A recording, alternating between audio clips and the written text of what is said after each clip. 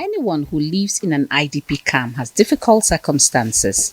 This camp in Kuchingoro, Nigeria's capital, has almost 2,000 families. For these people, life is very challenging. They have been displaced by Boko Haram extremists for more than 10 years. Most of them are from Borno State.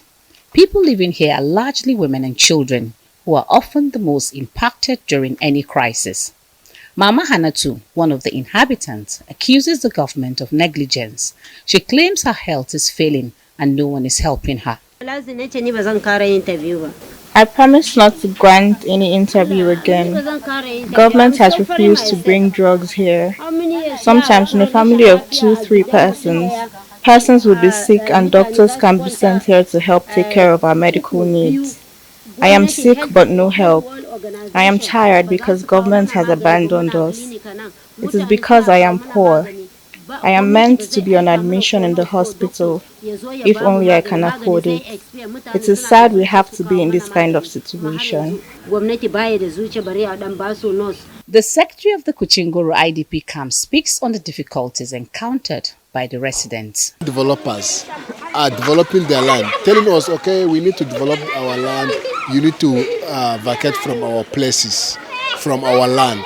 They even start marking, they mark some batches where they give them quick notice that, okay, they need to vacate from their land to other places, which is quite challenging. That is why we are asking government to intervene into this matter. However, the Nigerian government says it is making efforts to improve their situation. Provisions is on the way to ensure that people who are concerned are not only being given food item on every day basis, but rather to put them into the line that they could themselves provide food for themselves. And that's why from the little budget that has been provided this year, the National Commissions for Refugees, Migrants and Internally Displaced Persons are working towards constructing a befitting skill acquisition centers so that we don't have to wait for any fundraising. We don't have to wait for any fund coming from any international organizations before we take care of our own people. In the meantime, there is a more pressing issue for these displaced people. Even some of the people that they are in Goza, they live in the camp.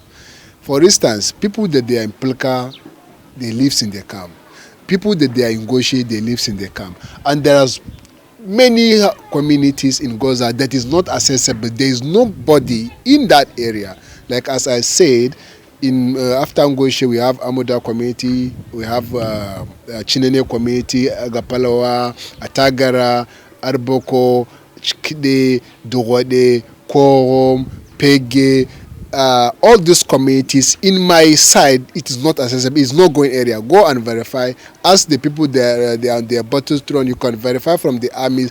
This place is not accessible. And 10 years on, what are the prospects of these people returning to their homes in Borno State?